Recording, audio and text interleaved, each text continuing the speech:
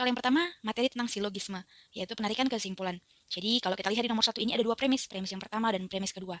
Ada rumus yang digunakan dalam menyelesaikan penarikan kesimpulan ketika diketahui dua buah premis seperti ini, yaitu yang pertama, jika premis pertamanya itu berbentuk P maka Q, terus premis kedua berbentuk Q maka R, maka nanti kesimpulannya bisa kita ambil adalah, lihat deh, yang pertama si Q sama ya. Jadi kalau dalam matematika nanti bisa kita buat ini P maka R, gitu ya. Nah, siapa P-nya Kak? P-nya adalah yang ini. Saya anak yang rajin. Siapa R-nya Kak? Yang terakhir, orang tua akan bahagia. Maka kesimpulannya adalah, jika saya anak yang rajin, maka orang tua akan bahagia. Jawabannya adalah yang C. Yuk, yang kedua ini bentuknya adalah premis pertama dan premis kedua dia tidak lengkap, tidak P maka jika P maka Q dan jika Q maka R, bukan seperti itu. Tapi ini berbeda. Dia punya jenis yaitu modus ponens. Ada beberapa modus ya. Nah, misalnya itu gimana Kak? Formatnya itu begini. Jika P yang pertama, premis pertama itu P maka Q, and then premis kedua itu adalah langsung P aja, tidak ada yang lain, maka nanti kesimpulannya ini adalah yang belum ada adalah si Q-nya.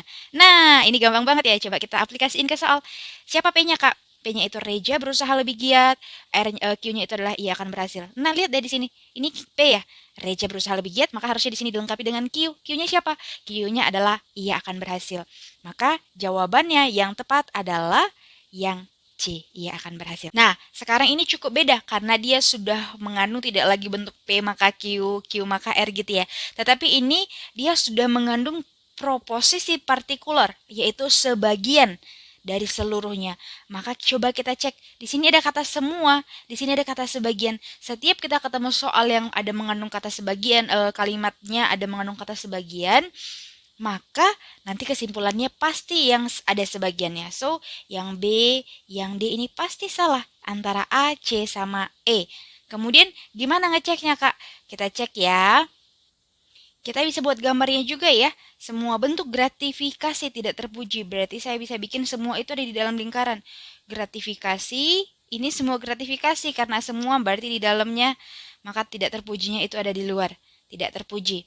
Terus yang kedua, sebagian menteri menerima gratifikasi. Menteri menerima gratifikasi. Wah, begini ya. Maka yang cocok ini adalah yang A, sebagian menteri terpuji. Kita nggak ada bahas yang terpuji ya. Yang kita bahas adalah tidak terpuji ya. Sehingga ini pasti salah.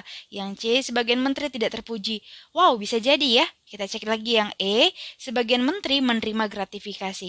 Kita bukan simpulkan menjadi menerima gratifikasi karena di sini sudah soalnya menerima gratifikasi ya, gitu. Jadi ini pengulangan sehingga jawabannya adalah C. Nah, biasanya dari grafik ini dan tabel ini kita bisa dapat jawabannya. Oke, kita lihat yuk. Pertanyaannya apa? Berapa waktu dekomposisi yang mungkin untuk popok sekali pakai? Keterangannya ada dikasih di awal. Waktu dekomposisi popok sekali pakai lebih lama dari plastik. Berarti popok ini nanti ini lebih lama dari plastik, tapi dia kurang dari kulit sintesis. Kulit sintesis. Maka yang cocok adalah kita lihat yuk. Plastik itu berapa tahun ya? Plastik itu kan dia selama 400 tahun ya, yang ini ya. Berarti di 400 tahun, sementara kulit sintesis itu 500 tahun ya. Maka kita bisa isi di sini popok itu nanti dia lebih dari 400 tahun, ya kan? 400 tahun, tetapi nanti ini kurang dari 500 tahun. Oh, sehingga jawabannya mana nih? Yang antara 400 dengan 500 ini pasti salah. Yang tiga ini. Yang ini udah kelebihan sehingga jawabannya pasti yang delta. Nomor 5.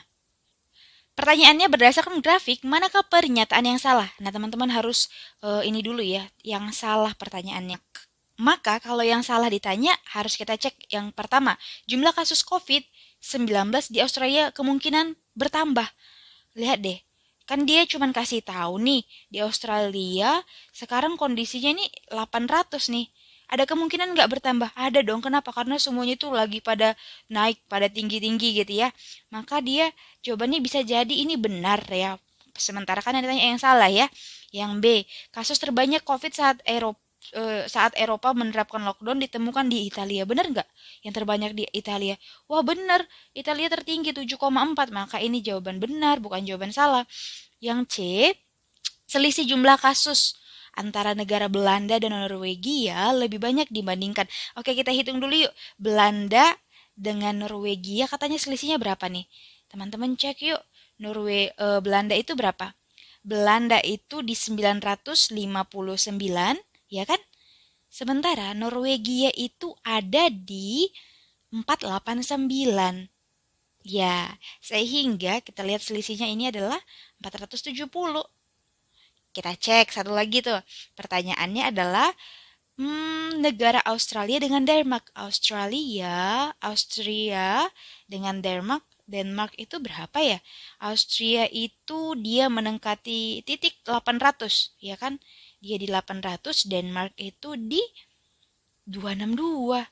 Sehingga ini selisihnya adalah 538. Bener nggak katanya? Selisih yang pertama ini katanya lebih banyak dibandingkan yang kedua. Salah ya, karena harusnya 470 lebih kecil dong dari 538, bukan lebih banyak. Sehingga jawabannya adalah yang C. Berdasarkan gambar, apa yang paling mungkin terjadi jika setelah tahun 2018 impor daging ayam menurunkan? Impor itu artinya dari luar dimasukin ke dalam ya. Artinya kita menerima pemasukan pengiriman dari negara-negara lainnya gitu. Maka apa yang terjadi kalau menurun yang masuk ke dalam negeri? Kita cek yang A. Kinerja neraca perdagangan Indonesia tidak mengalami defisit. Lah salah. Kalau kita kekurangan impor maka nanti ini kan mengalami defisit harusnya ya, bukan tidak mengalami, maka ini salah. Yang B, jumlah ekspor daging ayam asal Indonesia meningkat. Loh masa kita aja kekurangan gitu ya, berkurang untuk impornya, kok jadi kita yang ekspor tinggi gitu. Harusnya malah jadi semakin dikit dong diekspor. Kenapa? Karena dipakai untuk dalam negeri ya. Maka ini juga salah kesimpulannya. Yang C, permintaan pasar akan daging ayam peternak mandiri meningkat. Bener ya, kalau misalnya dari luar itu makin dikit masukin ke dalam, maka yang lokal yang akan diberdayakan.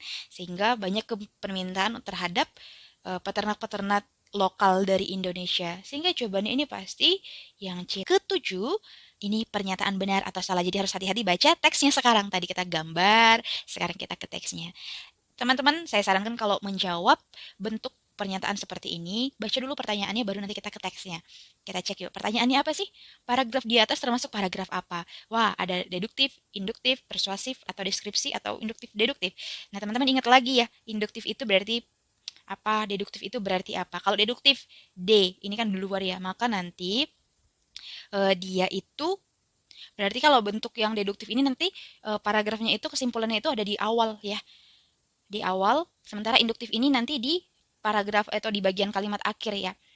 Nah, apa itu persuasi? Berarti dia semacam ada ajakan-ajakan untuk kita melakukan sesuatu. Apa itu deduktif induktif? Berarti ada di awal dan di akhir. Apa itu deskriptif? Berarti dia menggambarkan sesuatu gitu ya. Ada penggambaran sesuatu objek misalnya. Nah, kita lihat yuk. Dari paragraf ini termasuk apa? Kita cari dulu di manakah dia gagasan utamanya. Kita cek kalimat pertama sama yang terakhir aja. Era persaingan dunia kerja semakin kompetitif saat ini. Yang terakhir itu, itulah kenapa penguasaan bahasa Inggris sangat diperlukan untuk menambah kompetensi di dunia kerja. Maka kan ini kan cuma pengantar di awal aja ya. Semakin kompetitif. Kenapa kompetitif itu? Jawabannya itu ada di yang terakhir sebenarnya.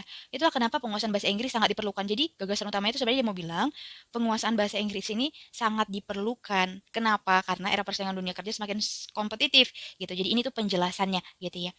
Maka dia dapat gagasan utamanya itu ada di akhir ya, sehingga jawabannya adalah induktif. Nomor 8, ini semacam teks yang berisi beberapa paragraf.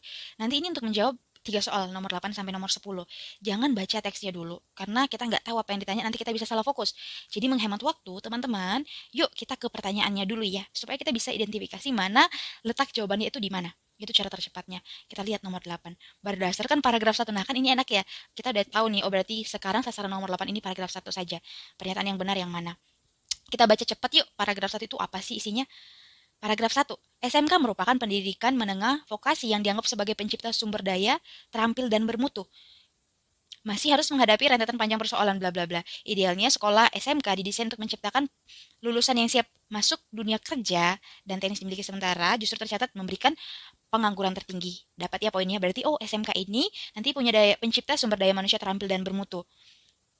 Kita lihat yuk pilihannya. Yang pertama, lulusan SMK ini dapat mengembangkan kemampuan teknisnya saya sudah berasal di dunia kerja. Ada nggak sih tadi dibahas seperti itu? Tidak ada dibahas seperti itu, maka ini bukan jawabannya. Yang B, lulusan SMK lebih banyak menjadi pengangguran dibandingkan dengan pendidikan lainnya. Benar ya, lulusan SMK lebih banyak pengangguran dibandingkan dengan lulusan pendidikannya lainnya. Karena di sini dikasih tahu tadi, sementara SMK tercatat sebagai salah satu penyumbang pengangguran tertinggi. Wow, maka jawabannya nomor 8 adalah yang B. Nomor 9, benar atau salah? Simpulan paragraf pertama itu, tadi kita udah baca nih, kita bisa simpulkan ya. Jika lulusan SMK tercatat sebagai penyumbang tenaga kerja terbaik, tadi ada ya di atas ya, penyumbang tenaga kerja terbaik, yaitu mana sih kalimat yang menggambarkan itu? Lulusan SMK sudah terbukti merupakan manusia terampil dan bermutu. Yang B-nya itu benar nggak sih? Tapi yang A-nya nih, lulusan SMK terbukti merupakan manusia yang terampil dan bermutu. Benar ya? Tadi ada disebutkan di awal, di sini, sumber daya manusia terampil dan bermutu. Maka dia cocok ya, fit. Maka jawabannya itu adalah yang nomor 10 ini. Berdasarkan paragraf 2, penurunan lulusan SMK yang tidak terserap pada kerja mulai dari tahun sebelum 2019 sampai tahun 2019. Nah, teman-teman ini hati-hati ya. Sebelum 2019 sampai tahun 2019. Kalau kita lihat paragraf keduanya itu ada beberapa yang persen, langsung cek dulu ya kata-kata persen nih, ada beberapa persen ya. Ini juga sama ini juga ya. Nah, Kak yang mana Kak jawaban yang cocok? Kita lihat yang persen pertama. Tingkat pengangguran terbuka selama 5 tahun terakhir mengalami penurunan. 5 tahun terakhir, tadi kan dia nggak bilang 5 tahun ya. Kita cek yang kedua. Ini kan lulusannya sebesar. Yang ini berarti bukan ini ya, karena kita butuhnya yang ada kata penurunan. Ini ada penurunan, yang ini turun 0,82%. Pada Agustus 2019 turun 0,82% dari tahun sebelumnya. Maka yang paling cocok itu adalah yang ini ya, karena kalau yang ini katanya untuk 5 tahun, sementara yang bawah ini kan ya harusnya cuma 1 tahun ya, karena dari tahun sebelumnya sampai tahun Agustus 2019. Maka jawabannya 0,82. Kita cek apakah ada 0,82? Iya, jawabannya yang bravo. Untuk yang ke-11. Air, ASI atau susu, bla bla bla. Jangan dibaca dulu, kita baca pertanyaannya. Simpulan paragraf di atas adalah, maka kesimpulannya yang mana nih teman-teman? Kesimpulan untuk paragraf yang di atas tadi. Kita cek kalau kesimpulan itu kan di awal atau di akhir ya. Kita langsung cek ya. ASI atau air susu ibu adalah sumber makanan utama bagi bayi. Oke, ini cukup jelas ya. Selain itu ASI mengandung zat untuk kekebalan tubuh bayi. Ini kan ada kata selain itu berarti dia cuman tambahan informasi gitu ya. Sehingga tidak mungkin ini jawabannya sebagai kesimpulan. Maka jawabannya adalah pasti yang di awal. Air susu sumber makanan utama bagi bayi. Maka kalau kita lihat di pilihannya, yang paling tepat adalah ASI mengandung nutrisi bagi bayi, salah. ASI mengandung zat untuk kekebalan bayi, salah. Makanan utama bagi bayi, bisa jadi asam amino diperlukan, tidak dibahas. ASI adalah sumber makanan utama bayi karena mengandung berbagai nutrisi untuk bayi. Yes. Maka ada dua nih Kak. Yang mana nih? C atau E? Teman-teman bedakan gagasan utama dengan kesimpulan. Kalau gagasan utama maka yang C ini benar. Karena dia cuma kasih tahu informasi pusatnya, sepenggal gitu ya. Tapi kalau untuk simpulan, dia kan harus menggambarkan seluruh gambaran dari teks itu. Biasanya di dalam kesimpulan itu ada kata sebab akibat ya. Jadi cari dulu kalimat utamanya. Tadi kan kalimat utamanya udah jelas itu ASI makanan utama. Terus cari kata kunci, kalimat penjelas. Penjelas seperti kata maka, karena gitu ya. Maka kalau kita lihat yang paling cocok adalah yang E. Orang yang memiliki kemampuan paling sedikit. Berarti kita harus urutkan ya. Urutkan dulu pelan-pelan, nanti kita dapat kesimpulan siapa sih yang paling sedikit kemampuannya. Kita cek sama-sama yuk. Yang pertama, Sela tidak memiliki kemampuan melebihi Lina dan Reni. Berarti Sela ini tidak memiliki melebihi Lina. Berarti Sela paling kecil ya dibandingkan Lina atau nanti Rani. Kita nggak tahu juga antara Rani sama Lina mana yang paling bagus kemampuannya. Tapi pokoknya Sela paling jelek dari mereka kemampuannya. Kita keep dulu. Yang nomor 2, Farah memiliki kemampuan yang lebih baik dibandingkan Lina. Oh, berarti Farah itu lebih baik dari Lina. Berarti Lina ini lebih buruk ya? Atau kalau kita langsung bikin eh, kesimpulan di akhir sini, berarti Farah ini nanti bisanya letaknya di sini ya. Saya buat di sini ya. Ada Farah, ada Sela, ada Lina atau Rani. Nah, kan Farah ini kan di depannya lagi ya, karena dia lebih baik daripada Lina. Oke, kita lanjutkan. Lina lebih mampu dibandingkan Reni. Oh, berarti Lina duluan baru Reni ya. Berarti ini saya hapus ya. Ini udah dapat Rina ini.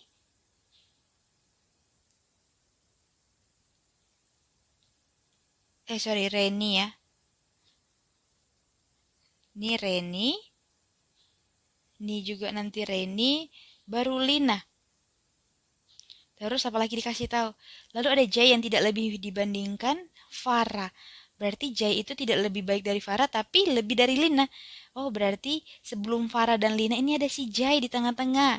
Jay, ini ada Farah. Maka kita simpulkan begini ya.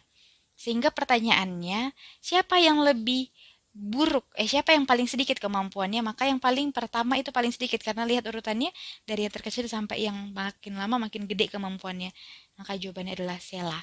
Nomor 13 ini kalau kita lihat ya penalaran logis sama kita harus pahami runtutan dari teksnya. Nanti kita ketemukan urutan-urutannya ya.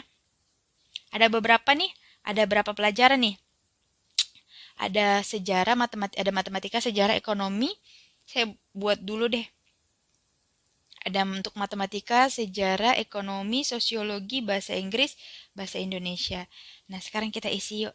Dia bilang apa nih? Nilai yang diperoleh Loki adalah sebagai berikut. Nilai tertinggi, matematika.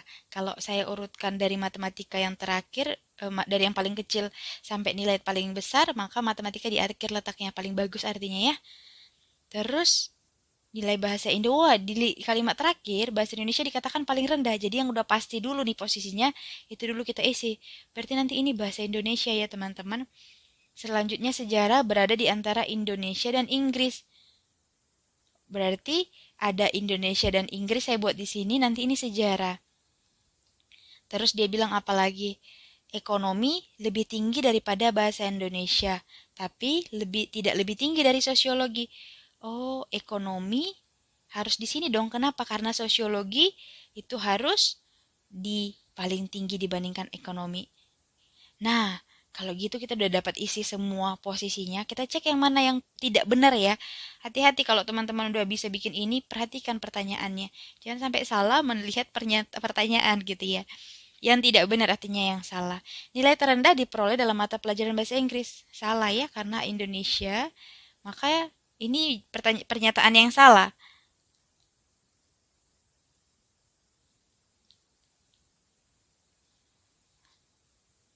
Oh iya, tadi kita ada salah sepertinya di sini bukan paling rendah itu Indonesia ya. Jadi bahasa Indonesia itu bukan yang paling rendah. Berarti dia ketukar sama Inggris tadi nih. Nah, maka kalau kita cek yang A, nilai terendah dalam pelajaran adalah bahasa Inggris. Ini pernyataan benar ya. Yang ditanyakan pernyataan salah ya.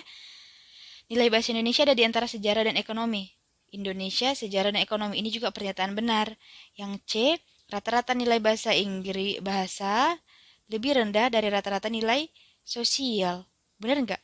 Bahasa itu di 1 dan 3, sementara yang sosial itu ada 2, 4, 5. Kalau kita jumlahin kan kalau rata-rata itu kan gini ya, 1 tambah 3 bagi 2. Ini kan Indonesia. Berarti ini 4 bagi 2, 2. Maka rata-rata untuk bahasa itu 2. Sementara untuk yang 3 itu adalah sejarahnya 2, ekonominya 4, sosiologinya 5. Bagi 3, wah ini gede ya, lebih gede dari 2 kan? Ini kan 9 tambah 2, 11 bagi 3 itu 3 koma ya. Maka ini salah pernyataannya ya. Benar maksudnya, sorry. Pernyataannya ini benar karena apa? Ini tadi nilai rata-rata untuk bahasa itu 2, rata-rata untuk sosial itu 3. Berarti memang yang bahasa dia lebih rendah. Yang keempat, nilai bahasa Indonesia lebih rendah dari nilai sejarah. Benar nggak? Indonesia lebih rendah dari sejarah. Wah, ini salah, sejarah yang lebih rendah daripada Indonesia. Maka ini pernyataan salahnya ya. Kita cek ada lagi nggak yang salah. Nilai sejarah lebih rendah kedua. Nilai sejarah lebih rendah kedua. Ini juga pernyataan benar. Maka jawabannya adalah yang delta. Soal nomor 14 ini adalah materi bahasa Panda. Kita beralih ke materi bahasa Panda. Ini sering kalau nanti untuk UTBK gitu ya. Gimana Kak kita belajarnya? Kita cek yuk. Gemolina berarti baju cerah. Sementara kartu laporan Gerimitum. Kemudian laporan cuaca itu adalah Gila Geri. Nah, tipsnya teman-teman cek ada kata yang sama nggak? Ini kan laporan, ini laporan ya. Tapi yang sama itu dia letaknya di mana? Lihat deh, Geri sama Geri. Berarti laporan itu Geri ya. Maka kalau kita lihat berarti di sini laporan di awal di teks ketiga nih. Laporan di awal tulisannya tapi di bahasa Pandanya Geri itu di akhir. Oh, berarti nanti ini sistemnya ditukar ya.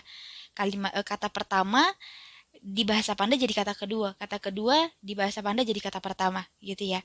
Berarti kalau kita uraikan nih, gemu ini nanti untuk cerah, gemu ini cerah, terus linea ini adalah baju, ya kan? Terus geri itu berarti coba lihat yang terakhir nih, yang kedua, dia kata pertama di Panda, berarti kata dua di bahasa aslinya itu laporan. Terus kita lihat lagi mitu berarti kartu. Mitu berarti kartu. Terus gila itu berarti cuaca. Nah, kita cek yuk pertanyaannya apa? Cuaca cerah berarti cuaca cerah. Berarti cari yang cerah dulu ya. Cari kata kedua. Kata cerah itu siapa? Gemu. Terus kata cuaca itu nanti jadi ditukar ke yang pertama. Itu gila. Maka jawabannya adalah gemu, gila. Atau yang A. Nih, bahasa Panda kedua adalah kita lihat kata pendidikan ditulis kata jadinya PDINNDAEIK. Nasional ditulis jadi apa? Nah, biasanya ini teman-teman coba lakukan pengulangan kata pendidikan. Jadi saya tulis dulu ya. Pendidikan, saya tulis sampai beberapa kali. Terus pendidikan, terus saya tulis lagi pendidikan. Terus saya tulis lagi pendidikan. Nah, kemudian kita ikutin yuk teks yang diminta itu jadi P, D. P, terus D, terus I, I, terus ada N ya. Ada N sampai sini ya. Terus ada double N, ada N lagi, berarti itu yang ini. Terus ada D lagi, berarti itu yang ini. Terus ada kata A. Yang A-nya yang mana nih? Yang ini. Terus kata apa lagi? Ada EIK. Ada E, ada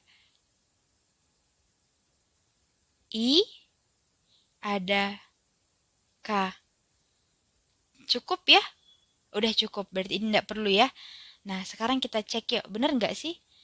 P, D, I, N, N. Oh, berarti Kak diselang-selang dua ya?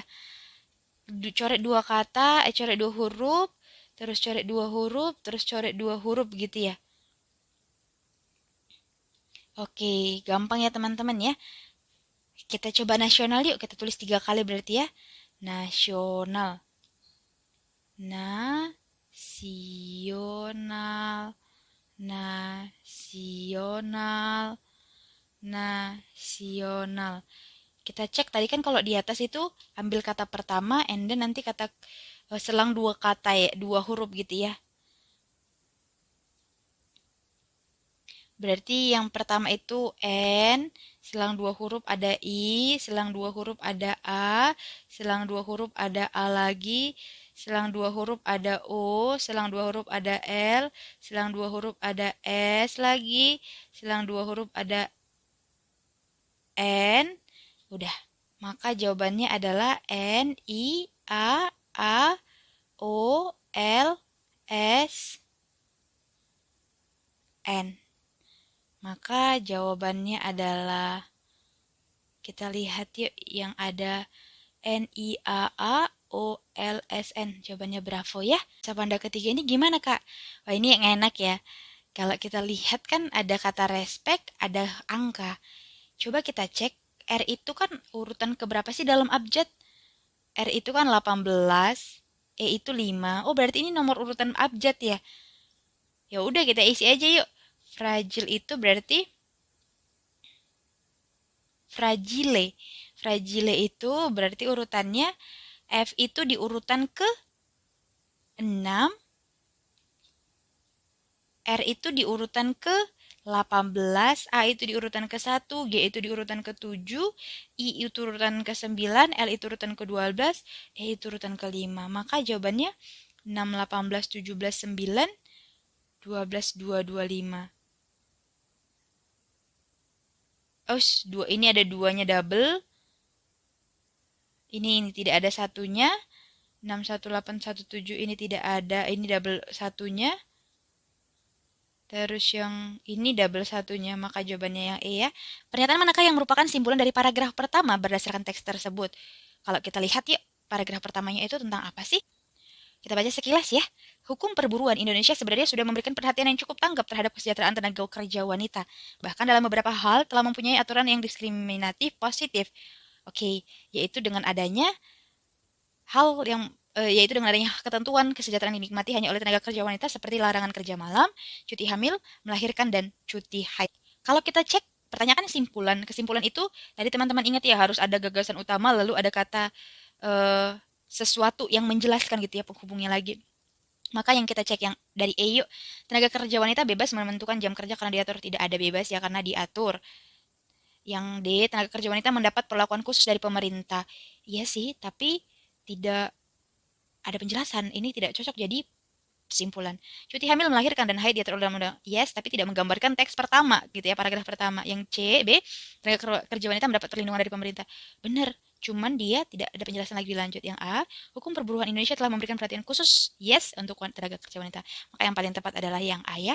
Berdasarkan teks tersebut, pernyataan manakah yang paling tidak benar? Nah, mana nih yang paling tidak benar? Berarti yang salah gitu ya. Yang paling tidak benar. Kita baca lagi yuk kalimat di atasnya lagi ya. Tadi kita udah baca selesai yang pertama, yang kedua nih sekarang. Yang keduanya, sebenarnya awal mula lahirnya hukum pertaruhan ini karena prihatinan terhadap nasib kerja wanita akibat ekses dari revolusi industri. Pada masa revolusi, bla bla bla, ini pasti penjelasannya nih ya.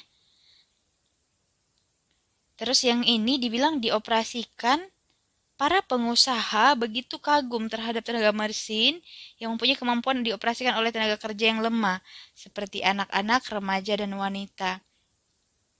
Terus selanjutnya yang ketiga kita baca dalam keadaan belum adanya ketentuan tentang pembatasan waktu dan tempat kerja, pengusaha cenderung berkeinginan mempekerjakan kelompok kerja yang tidak mempunyai banyak tuntutan, yaitu tenaga kerja wanita dan tenaga kerja remaja. Kita cek yuk. Nih, kita cek yang tidak benar ya. Hukum perburuan lahir karena prihatin terhadap nasib tenaga kerja wanita. Ini benar ya, tadi ada di atas. Yang B, kesejahteraan hanya dapat dinikmati oleh tenaga kerja wanita. Salah satunya adalah larangan. Tidak ada disebutkan begini penekanannya. Yang C, upah tenaga kerja wanita mengalami diskriminasi karena kedudukan mereka yang tawar-menawar. Yang tidak benar ini tidak ya. Yang D, pengusaha cenderung berkeinginan mempekerjakan kelompok tenaga kerja yang tidak banyak tuntutannya. Seperti tenaga kerja laki-laki, yes benar ya. Jadi yang paling tidak benar adalah yang tidak banyak tuntutan. Yuk kita cek di atas, benar nggak sih yang paling banyak tuntutan itu laki-laki dan laki-laki saja? Nah, di sini tadi yang paling tidak banyak tuntutan itu adalah wanita dan remaja ya. Berarti salah dong kalau laki-laki, maka itu jawabannya ya. Sehingga jawabannya adalah yang D. Nomor 19, berdasarkan paragraf ketiga, mengapa pekerja wanita mengalami diskriminasi dalam hal, oh tadi kita udah baca di atas ya, diskriminasi karena yang tenaga kerja wanita tidak memiliki kedudukan tawar-menawar yang kuat. Iya, kenapa? Karena tadi di atas dikatakan tawar-menawar wanita itu lemah. Langsung kita cari kedudukan tawar-menawar mereka lemah. Maka jawab harusnya lemah, ya. Tidak memiliki kedudukan tawar-menawar yang kuat. Jawabannya adalah yang A. Berdasarkan grafik perbandingan upah pekerja berdasarkan gender, pada tahun berapakah terjadi selisih tertinggi antara wanita dan laki-laki? Oh, ini kita lihat tab. Nah, kita lihat nih, kalau 2015 kan dia kalaupun dia sampai ke 17 ini cuma 0,2 ya. Kalau dia sampai ke sini maka ini cuma 0,4. Yang ini ke sini kalau dia sampai ke 2 ini 21 maka ini 0,5. Sementara ini kan dia nggak nyampe ke 22,2 ya karena 2,2 itu letaknya di sini. Maka ini kira-kira 2,1 koma ya. Berarti ini kan nanti kalau 2,2 ke 2,7 itu kan 0,5 karena dia tidak nyampe berarti nanti 0,5 tapi di atasnya. Sementara ini dia tidak nyampe 2,2 tapi dia sampai 2,8. Maka ini nanti 0,8 tapi lebih besarnya ya. Maka jawabannya adalah yang paling besar itu adalah yang E, yang ini ya, tahun 2019. Kita cek ya di soal yang E jawabannya ya.